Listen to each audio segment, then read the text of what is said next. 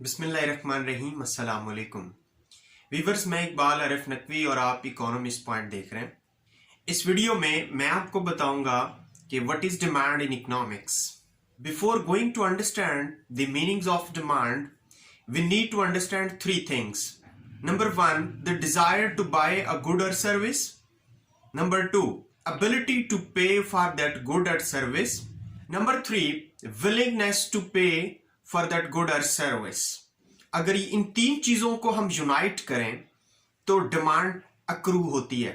Hence, demand can be defined as the ability and willingness to buy specific quantity of a commodity or service in a given period of time at a specific price is called demand. Or, in other words, demand is defined as the quantity of a good or service a buyer willing to purchase at a specific price in a certain time period is called demand. This is what about the meanings of demand in economics. If you have any question, please write in the comment section. Video अगर आपको अच्छी लगी है तो like कीजिए, share कीजिए, हमारे channel को सब्सक्राइब करना मत भूलिएगा। अगली वीडियो तक अपना बहुत सारा ख्याल रखिए। अल्लाह हाफिज।